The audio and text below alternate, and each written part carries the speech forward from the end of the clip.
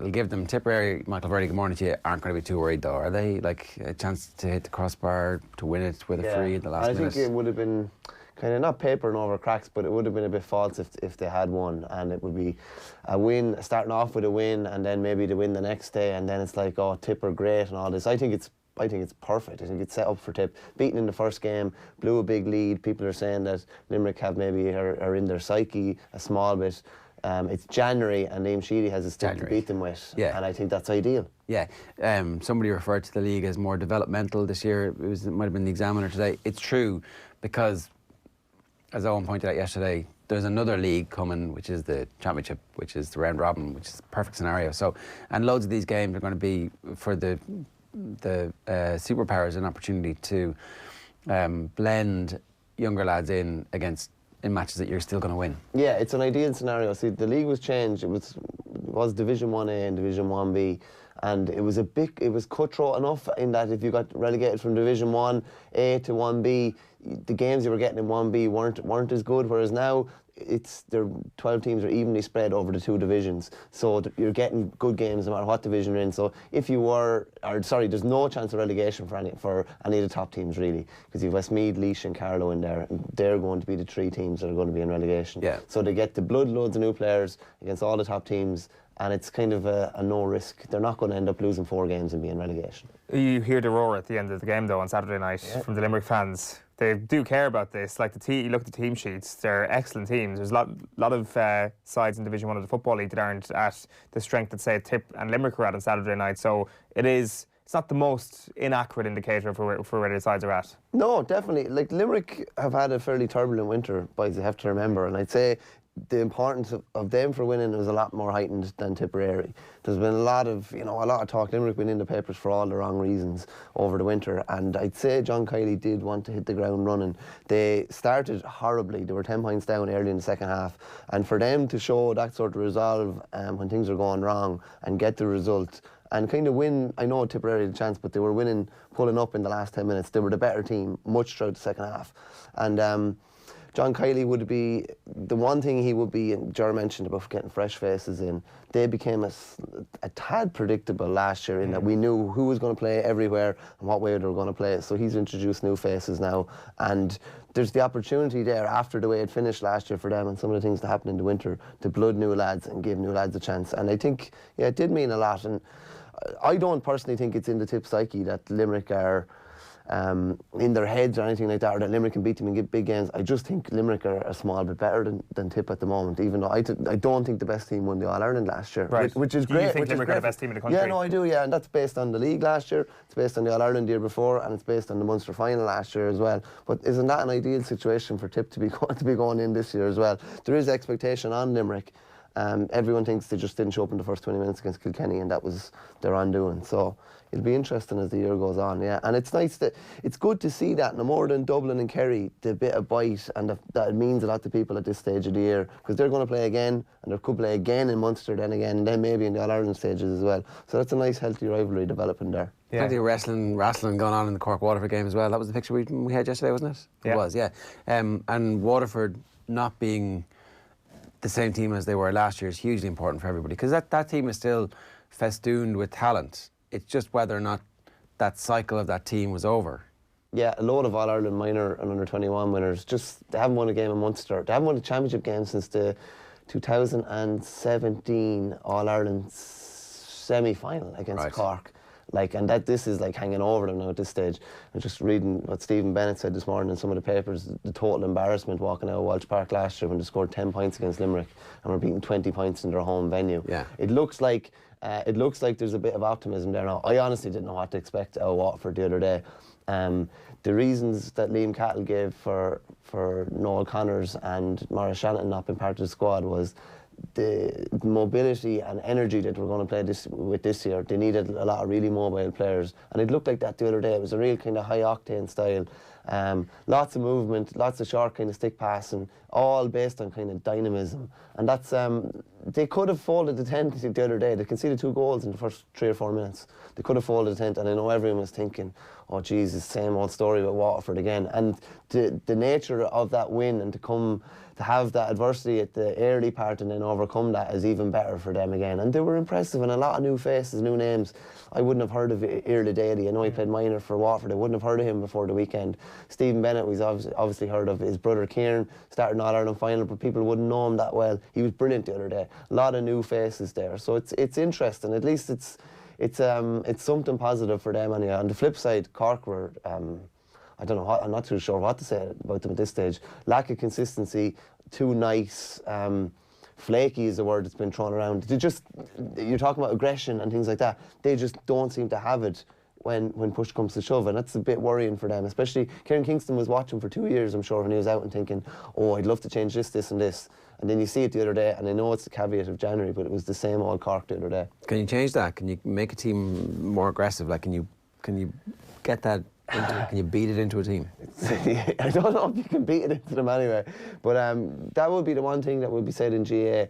Oh, he's just lacking that bit of bite, and it's kind of hard to get it. I remember, I'm not saying I was lacking any bite, but when I was playing, I remember Pádraig Horn saying to me one day, he said, you're a good hurler, but you're just not aggressive enough. You're just not aggressive enough. And that literally just stuck in my head ever since.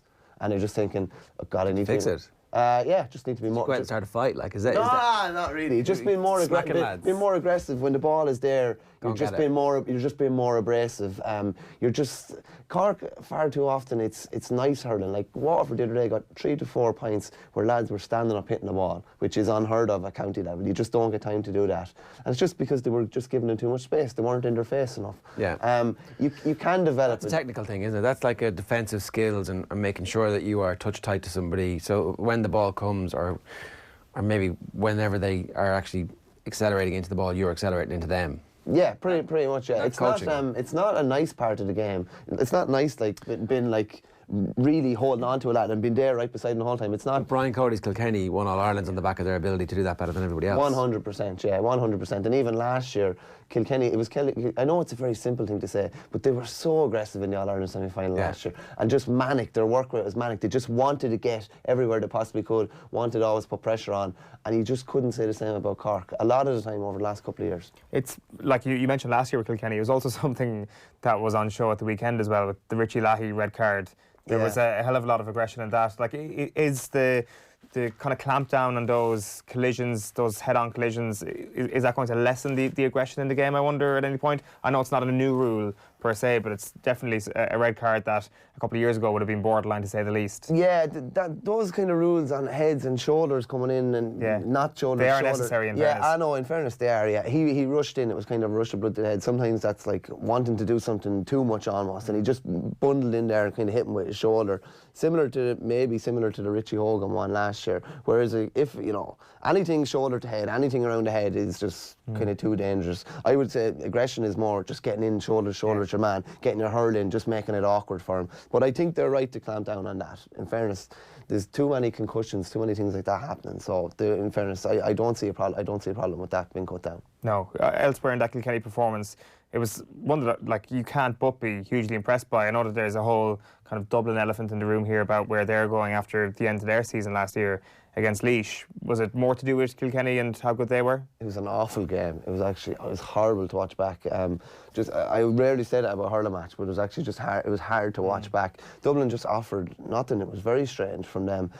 Given how last year finished, you would have thought they would have been trying to not right some wrongs, but just kind of get moving straight away and don't leave any kind of things hanging in the background. They were really poor the other day. Their execution was poor. Starting with Alan Nolan in goals, a couple of sharp puckouts went out over the sideline, and in Kilkenny, the noise is just deafening when things like that or bad things are happening to you in a game.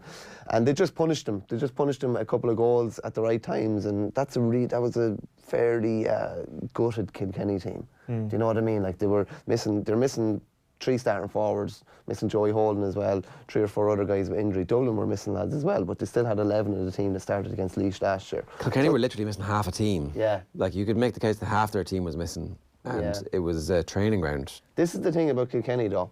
It doesn't, and this is the most impressive thing about them. It actually doesn't matter who they're missing because it's the same. And that's what Cork would love to have. It's what Dublin would love to have. It's the same work ethic, regardless of who is missing. It's almost like it's ingrained into them. It's just expected from them when they throw on that jersey. Yeah, it is cultural, and it's just thrown on. When they throw on that jersey, you know what you're going to get from a Kilkenny team, and that's why in the last couple of years there was a couple of performances like. Where you're surprised maybe that wasn't as evident as in previous years. Yeah, but they're definitely getting it back. Yeah, definitely. Yeah. And when you've got the skill that they have to layer on top of that, then it becomes an intoxicating cocktail. A great piece from John Fogarty in today's Examiner previewing the game between Wexford and Clare this weekend. Fitzgerald Lohan Cold War beckons in Wexford. There's going to be no handshake between the rival managers, and this won't be the first time that they've met on the sideline and not had a handshake. It goes back to a couple of different things, but particularly a rivalry between UL and LIT when they were both in charge. This is the 2014 Fitzgibbon Cup quarter-final. Down there, yeah, this is brilliant. When the pair were in charge of UL and LIT respectively. You were there, were you? Yeah, I was there, yeah. Okay, so I had heard stuff about this in the past, but I've never seen it written down about Davy stopping the bus and the lads coming through. What happened? So Davy didn't want to give UL any advantage. Like the rivalry between UL and LIT now is massive. I was in UL. Anytime we played LIT, like genuinely going over to LIT was actually like going into Galatasaray. Genuinely was. There's a bit of cordon around the pitch and lads are in on top of you. I remember hitting the sideline in LIT and you're just thinking, am I going to get away? Am I going to come out with my life here in this one? So they played that year. I think UL were 1 to 10 favourites. Right. I think they were star-studded UL team, Podge Collins, Johnny Glynn.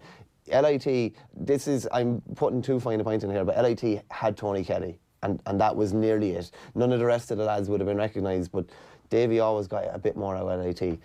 He didn't want to come over and be in the UL dressing rooms or anything like that and give them any advantage or anything like that. So they did their warm-up somewhere over the far side of Limerick, drove the bus over, parked the bus. There's a load of trees at the back of the pitch 1 in UL. They came through the trees, had their warm-up done 50 minutes before the match, started basically running in around the UL warm-up. They were just totally disrupting UL. UL didn't know what was going on. It kind of materialised on the pitch as well then. They just had them totally flustered. Tony Kelly got an unbelievable goal and LIT won by a point or two. And I'd say Davy would still say it's his best win with any team ever, I'd say. Right. Yeah. It was just totally against the grain, and there was a load of needle during the game, and David Reedy was playing for LIT at the time, and there was a row. I think Lohan might have hit off Reedy. Reedy talked about it in an interview there a couple of months ago, so he's back on the Clare panel. That was his first introduction to Brian Lohan. And Lohan would have said some things about Clare when Davy was in charge as well. He wouldn't have been happy with the way they were playing. Yeah. So there's kind of details of this. In his book, Davy Fitzgerald detailed how he attempted to make peace with Lohan, but the fullback declined, claiming he couldn't accept some of the stuff that had gone on in that quarter-final. So obviously Lohan bears a grudge about that. Fitzgerald alleged Lohan then made a comment, "I have no intention of ever repeating." It must have been quite serious, because, Davy's no shrinking violet, but obviously... and then apparently they played again in 2015, and then this time UL won, but there was no handshake, so peace didn't break out. And then in 2015, Lohan called for a top-to-toe review of Clare Hurling after they were beaten in the qualifiers by Cork. Branch analysis, yeah. And so obviously he questioned the county secretary. Davy Fitz's dad is Pat Fitzgerald, the county secretary. He was critical of the county board chairman, and Davy says he was absolutely livid. It'd be fair to say we'd fallen out big time. I was at home when I got a call from a close friend wondering, had I heard what Lohan's after coming out with? I was disgusted. I texted Lohan straight away. I mean, these are the guys you played with, and it feels as if they're setting you up. I just couldn't understand it. How could he be looking for a review? What are you at? I asked him in the text. Do you not think I'm getting enough stick without you jumping on the bandwagon? His response was incredible. The review will help you, he said. My reply to that was pretty strong, and I won't repeat it. But I basically told Brian what I thought of him. Yeah, I'd say it's an interesting demographic then, with Lohan being the manager and Davy's dad being the secretary still. Yeah, because Lohan actually had a go at the county board at the end of last season, and now he's in. So, he's obviously not a county board patsy in any way. Definitely he's there's going to be, he's going to be demanding high standards from the county board, and I mean, it makes this league game suddenly pretty interesting, right? Oh, it really does, yeah. And I'm sure beef is real. Ray McManus and all the photographers will be there waiting for something that's probably not going to happen after. But even they'll be waiting there to see if they get that classic Mick McCarthy, Roy Keane picture where they're both walking in opposite directions as well, you know. I mean, even Roy Keane and Mick McCarthy did have a handshake. Like, whenever Sunderland ended up playing Ipswich or would it have been Wolves at the time? Could have been Wolves, yeah. Yeah. So, like, they definitely, it was Wolves. They had a couple of them, and it was like, yeah, fine, I'll shake his hands, no problem. Hurling is funny and GA is funny like that, though. Like, it's kind of built on, like, grudges and stuff like that. Like, even, like, within clubs, within counties. Full back and goalkeeper. Yeah, it's nuts, isn't it? Like, Yeah. It's just crazy, yeah. Yeah. Who's going to win? Difficult enough. Both, Wexford would have had a tougher game at the weekend against Laois than Clare had against kind of a Carlow side that was missing a lot. It's funny because, like, neither of them are going gung-ho for the league, obviously, But this game. but they will be for this game. Yeah, and it's terrible, isn't it? You know, it's it's great. This is not part of my plans at all. A round 2 league game is like the height of it, or the importance of it is, you know, heightened, which is great. Yeah. Wexford, we've been talking a bit about them recently. There was a bit of press going on, and you can tell that last year's semi-final defeat still rankles with them, but you can tell as well that they're fairly intent. They seem to have talked it out, and they seem to have got to a point where they're comfortable with what happened. Their game fell apart. They went away from the thing that made them great. So by that stretch, like, they're right there with Tipperary anyway. They might not be close to Limerick maybe, but are they the third best team in the country? Yeah, thereabouts, yeah. I actually watched the semi-final back recently. I've forgotten just how good it was, to be honest with you. It was class. And it'd be interesting, I was just chatting to someone about it the other day. Like, Liam Ryan came up from full back and got a point. Kevin Foley came up from sweeper and got a point. Sean Murphy set up up the Wexford goal on the end line. Sean Murphy was playing wing back. To the crossbar. Yeah, so I'm just wondering, that was kind of how their game evolved, and their game evolved by putting Kevin Foley as sweeper and doing something different. So I'm wondering, like, what are they going to do different this year? What's going to change now? So Sean Murphy played sweeper the first year, it worked really well. Played sweeper second year, not so much. People figured it out. Kevin Foley moved back, brought something different, came forward a lot. What's going to be different now this year? And the big problem with Wexford was their squad depth. They're going to be they're missing Matt O'Hanlon, they're missing Leach in, and for the league. Yeah, for a couple of games anyway. Right, but that's no harm, is it? To help the. I don't think it is personally. Yeah, missing Dermot O'Keefe as well. So they're probably their 3 best players, minus maybe Rory O'Connor. So they're going to be forced to delve very deep and find new players. And funnily enough, Brian Cody last year was missing the Ballyhale boys until April, so he didn't have them for any of the league.